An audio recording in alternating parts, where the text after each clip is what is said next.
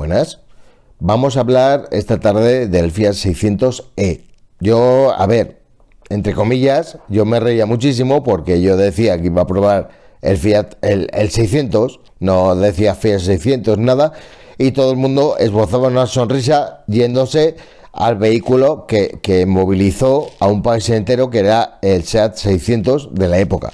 No, no es el clásico, es el moderno, que realmente, pues bueno, es un vehículo totalmente eléctrico, 100% eléctrico, fabricado por Fiat, que han recuperado el espíritu 600 de la época, pero lo fabrica Fiat y ahora no tiene nada que ver con el 600, porque antes al 600 clásico se le denominaba el pelotilla, porque era un coche pequeñito y tal, y en este caso pues es una carrocería, no es muy grande, pero es tipo crossover. O sea, tampoco lo es, pero es tipo crossover, o sea, es tipo sub, o llamémoslo como queramos.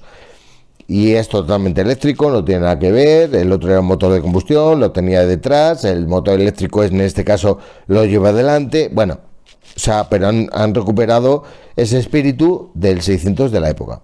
Pero bueno, estéticamente lo podemos reconocer como un coche simpático, aunque tiene unos apliques metálicos del color de la carrocería en los faros delanteros, que son redondos, pero como tiene ese aplique, pues parece como que tiene una cara como medio enfadada. No, no es un coche enfadado, ni mucho menos, ni agresivo, ni nada por el estilo, pero da esa impresión. Las llantas son en este caso, en nuestro caso, eran de 18 pulgadas, preciosas, con un aspecto diamantado, que realmente me gustaban. Y bueno, pues eran unas llantas muy bonitas y muy grandes. No tenía, bueno, capacidad todoterreno, todo camino, tracción a las 4 ruedas, tenía tracción delantera. Es un vehículo que va a convivir con el Fiat 500X de la época, que sí que era un tracción total y que, bueno, que era un sub derivado del Fiat 500. En este caso tiene aspecto crossover, pero no es un sub. Y bueno, pues tenía pequeñas cosas del acabado. La prima, por ejemplo, el portón trasero se abre de forma y se cierra de forma totalmente eléctrica, cosa que los anteriores, la anterior gama de equipamiento, pues no lo tiene. Por ejemplo, en el caso de la prima lo tenía. Y nos descubrió un maletero inmenso de unos 360 litros que realmente pues es una referencia en su segmento. Pero luego, curiosamente, el habitáculo, pues en las plazas traseras no es extremadamente grande. O sea, no nos podemos quejar de altura porque la tiene, de anchura porque la tiene, pero sí que nos podemos quejar del espacio destinado a las rodillas. ¿Por qué? Porque no lo tiene. O sea, no es un coche destinado para viajar. ¿Es muy cómodo? Sí, pero el habitáculo no es extremadamente grande. Los asientos delanteros, pues son muy cómodos, tienen regulaciones eléctricas, son calefactados, en este caso tienen masaje, función masaje y tal, en la gama más alta, denominada, como hemos dicho antes, la prima. Pero claro, o sea, hay cosas que no me cuadraban mucho porque eran calefactados, pero tenías que entrar al menú, buscar los asientos calefactados, la velocidad, qué asiento querías que se calentara. Era muy tedioso, muy raro. Yo creo que las cosas se podrían hacer más sencillas, pero en este caso había que entrar en los menús de la pantalla, etcétera. O sea, hay unos mandos eléctricos que favorecen pues el movimiento de transversal, horizontal de los asientos, etcétera, que tienen un símil de cuero. Es un símil porque no es cuero auténtico, porque si no los animalistas se nos tirarían al cuello, pero está muy logrado y son muy cómodos, no sujetan muy bien el cuerpo porque realmente no es un coche deportivo y no tienen que hacer esa función, pero son muy cómodos. Y luego en los respaldos, los asientos delanteros con el hilo azul para hacer una referencia a que es un vehículo eléctrico, 100% eléctrico, pues tiene el número 600 bordado de alguna forma en esos respaldos. Pero bueno, sigamos con la parte delantera.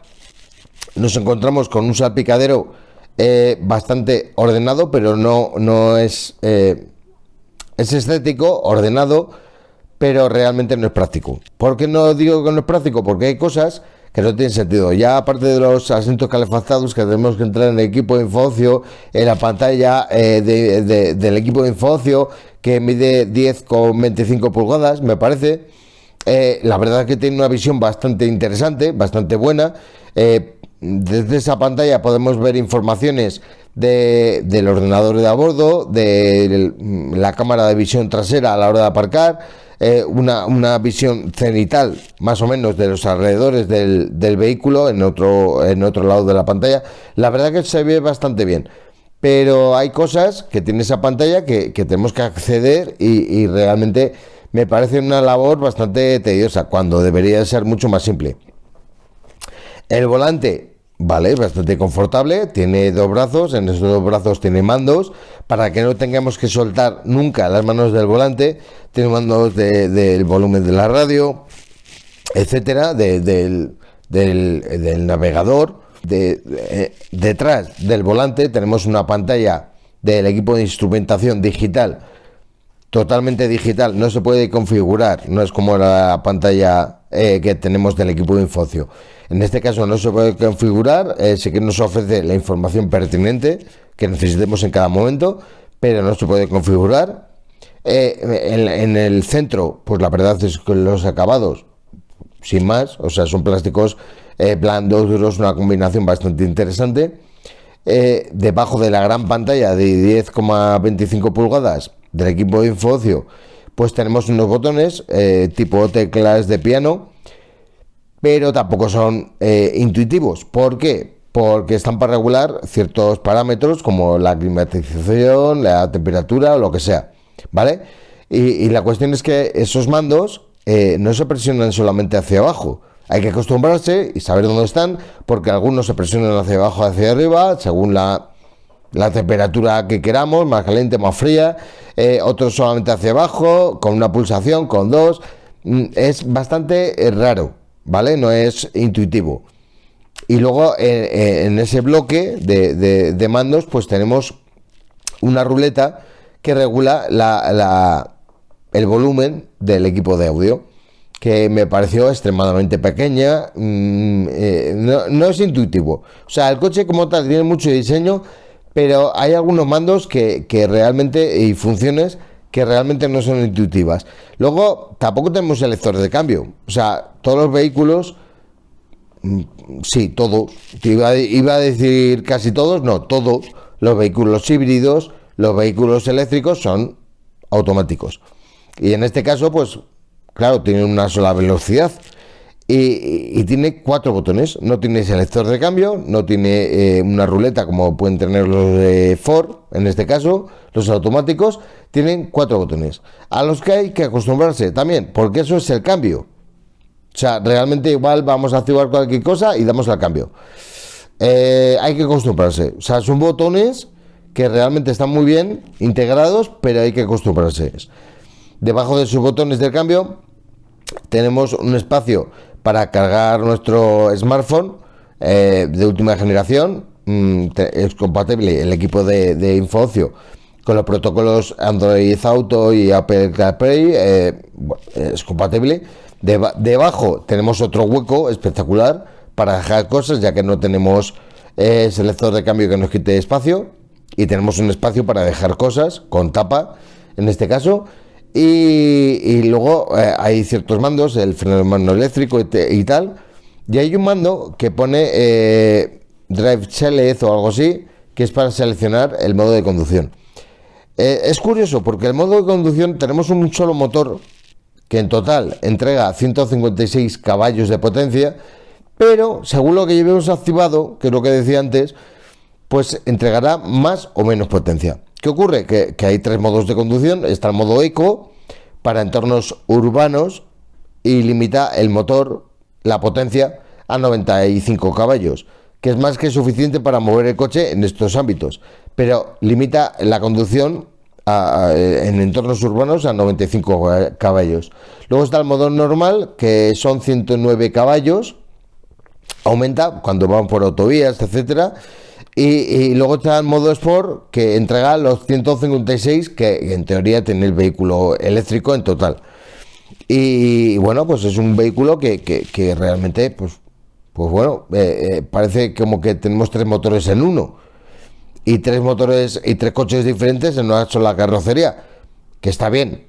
Pero bueno, yo considero, ya que no es un vehículo para viajar, porque seguramente nos deje tirados, porque es eléctrico, hay que cargarlo, etcétera, aunque es muy pintón, yo creo que reducir todo a términos urbanos y alrededor y en pueblos y tal, reducir todo a versión eco y versión normal, pues ya bastaría. Pero bueno, tiene esas tres posiciones que es eco, normal y sport.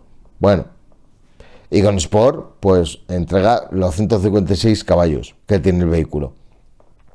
La verdad es que es un vehículo que me gustó, porque realmente me gustó, pero es bastante extraño, porque aparte de que no es ergonómico en alguno de sus mandos, tiene un maletero extremadamente grande, pero las plazas traseras no son grandes. El habitáculo es muy cómodo, el motor tiene tres formas de conducción, depende de dónde vayamos. No sé, no lo acabo de asimilar. El vehículo en sí tiene carrocería crossover, lo cual me parece una carrocería, no es muy longitudinal, no es muy grande a nivel longitudinal, pero sí que es una carrocería voluminosa, alta, tipo sub. Para un entorno urbano me parece un poco grande, pero realmente no tiene tanta longitud. No sé, es un coche, un vehículo extraño. Y es totalmente eléctrico, tampoco soy partidario de los eléctricos puros, pero bueno, realmente no se puede viajar mucho con él. Es un vehículo que tiene unas limitaciones que yo creo que está muy bien para entornos urbanos, pero con esa carrocería me parece un poco grande. Pero en términos generales me gustó. Tiene cosas muy raras, es lo que decía antes, lo del maletero y tal, pero realmente es un coche que, bueno, me gustó. ¿Vale? A grosso modo me gustó. No estoy de acuerdo con el precio porque estamos hablando de un coche que vale casi 40.000 euros, 39.000 y pico, y no pagaría tanto por un coche eléctrico y más o menos urbano que no puedo salir con él a viajar, etcétera. Me parece mucho dinero. ¿Viene muy equipado? Sí, pero no es del todo ergonómico, tiene cosas muy raras. No puedo viajar con él, no me gastaría ese dinero en ese vehículo. ¿Qué es pintón? Sí, por supuesto. ¿Que te quedas mucho con la gente? Por supuesto. O sea, tú dices que vas a llevar un 600 o que llevas un 600 y todo el mundo se va al clásico. No se va al moderno. El clásico ya tiene una referencia montada a su alrededor. El nuevo lo veremos en un futuro. Pero, a ver, o sea, a mí me gustó, pero tiene conceptos muy raros que igual hay que limar. Hay una cosa que realmente me pareció un fallo de fabricación, una chorrada, pero me parece un fallo de fabricación, que eran los intermitentes de los retrovisores. ¿Por qué?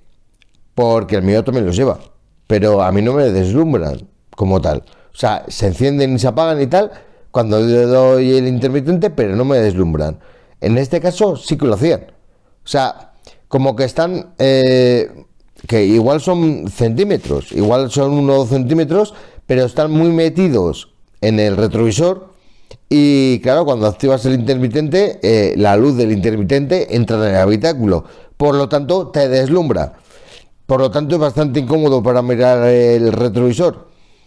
Es una cosa que tampoco me gustó, que seguramente sea eliminar 1 o 2 centímetros del intermitente, del retrovisor. No me había pasado nunca con un coche, solamente me pasó con este. Es raro. O sea, tiene, como he dicho antes, es un coche que globalmente me ha gustado mucho, pero tiene cosas muy raras. Y una de esas cosas raras son los intermitentes de los retrovisores, que realmente, pues bueno, pueden hacer mella en el conductor, pueden deslumbrar en un momento determinado por la noche y tal. No me acabaron de convencer. Pero bueno, globalmente el coche como tal, pues bueno, me gustó. ¿No va a tener la historia que tuvo el anterior? No, por supuesto que no. Pero bueno, es un coche coqueto, es un coche que llama la atención. Me gustó. Globalmente me gustó. Pero hay que limar algunos conceptos.